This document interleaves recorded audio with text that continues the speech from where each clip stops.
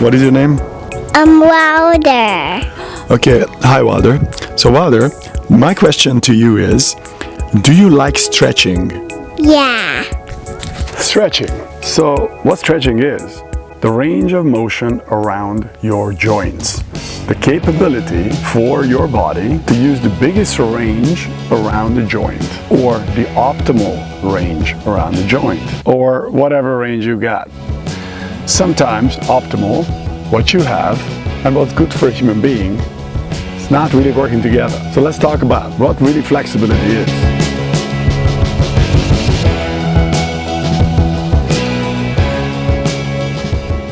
About flexibility. Maybe we can get a different angle on it. After all, who cares about stretching? Really? Now, I don't particularly enjoy working on flexibility, but I can justify it when I do other activities and I stop for a break, like for example now during hiking, and I do some stretching like this. It is fun this way, somewhat. I'm connecting to a tree. Yeah, sure, I'm a tree hugger. So this way I can stretch out my legs a little bit. And it does all kinds of different things. Passive stretching, when you use an outside aid, is the most commonly thought about activity when it comes to stretching. But there's so much more to stretching than that. Passive stretching is one thing, but the use of that is questionable. If you need an aid to get into a particular range, does that mean that your body is ready to use that range? not at all. There is an active range, which I show here right now. This is my shoulders active range when it comes to horizontal extension. And there's a passive range. The passive range I can increase if I use an anchor, and now I passively increase the range of motion.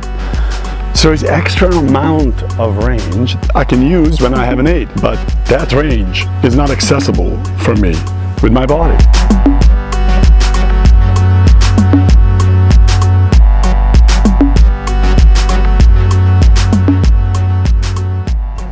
Let's just state the obvious about stretching. It's uncomfortable.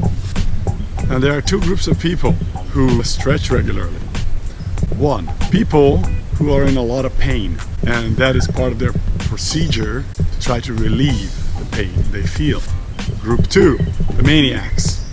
You can see these maniacs on social media doing all kinds of weird extortions, which people like you and I look at and we feel disheartened because we are so far away from what they do.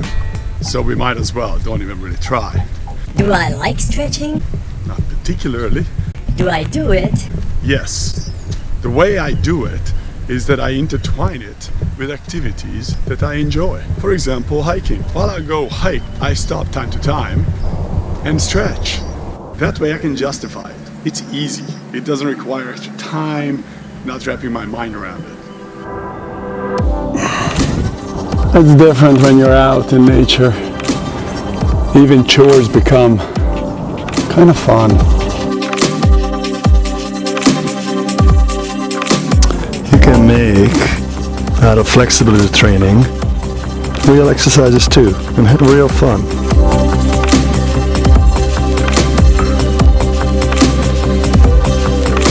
This felt good. It's a good excuse to stop. Also, get a little bit more mobility in there. Why not? This way I can justify stretching. And you know what? Let's just rename this whole flexibility thing to mobilization training. I think that sounds much more attractive.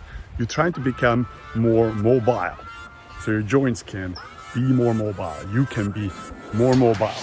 Maybe when you tell yourself that, it is easier to motivate yourself to do something about your stiffnesses. Which is your favorite stretch? Squatting. Yeah. Squatting. See, squatting is a form of stretching. So, okay, that's good. What kind of squat is your favorite? Under. When you go down? Yeah. Deep squats, they're the so-called ass to the grass kind of squats. That's when you go as deep as you can possibly go. And that is really good for your ankles, knees, hips, and your lower back. It decreases the intradiscal pressure. That's how stretching is good. The real problem is that flexibility by itself does not make sense. You can only talk about flexibility if you also talk about strength. Because you have to have the give of the joint, but also you have to have the muscles to use the range you have. You can have tight joints and weak muscles. You can have tight joints and strong muscles. You can have flexible joints and weak muscles, and flexible joints and strong muscles. These four big categories you can think about.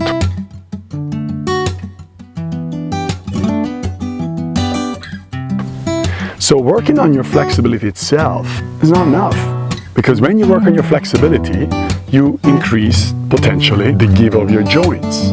But if you don't couple it with strength, you can have problems like dislocations, overly loose joints, double jointedness, whatever the heck that means.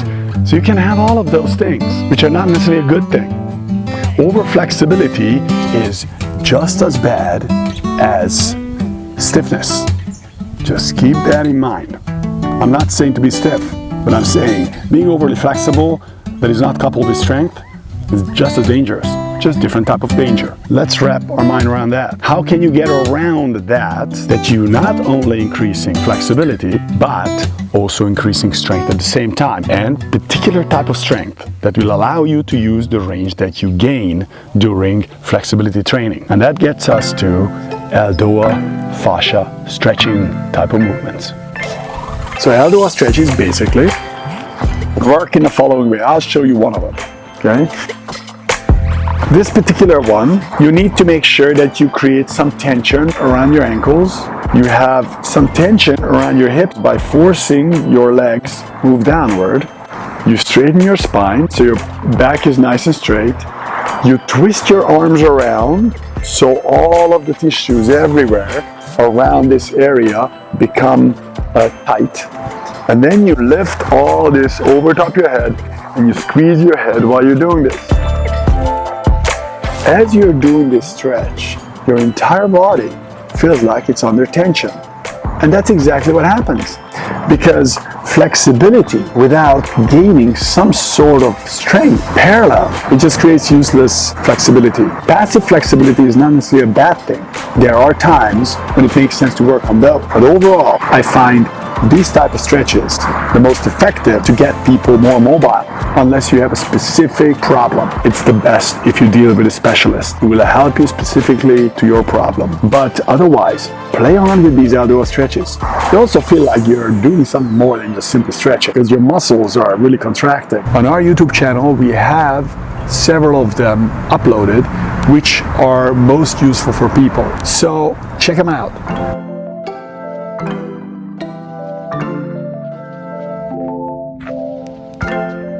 And don't just think about stretches, which are big, the big joints. Because in today's world, cell phones, smartphones, all the typing, flexor digitorum muscles, all of those guys get really stiff. Your carpal tunnel might get really stiff. So you can just sit down and stretch those guys.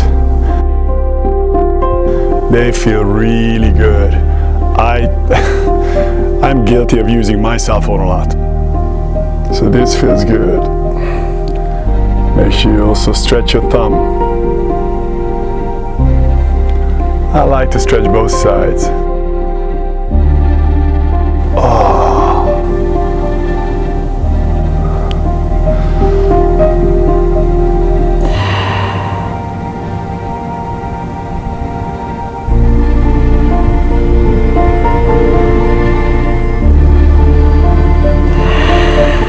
And I can continue on my journey.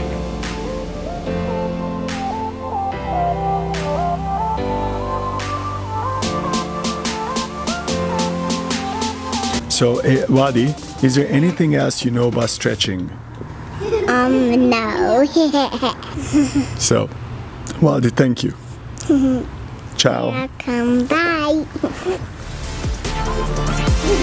Test them out. Play around with them. Can I just say what's been working for me is to always just do it before I go to bed.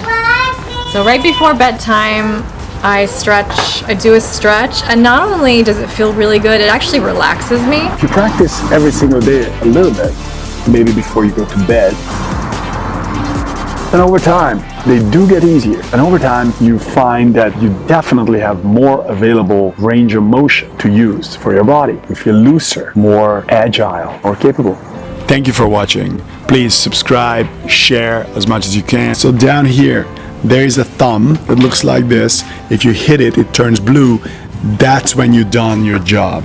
Anyway, guys, thank you so much. Have a good one. Bye! Stretch your mind and try to find a way to stretch yourself too in the process. Ciao.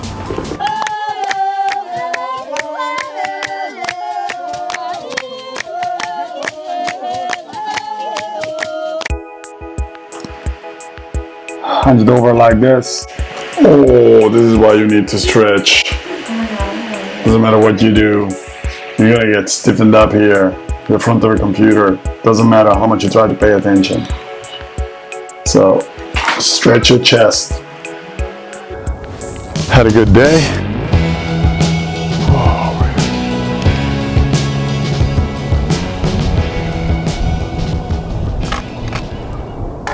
And just the sky is the limit.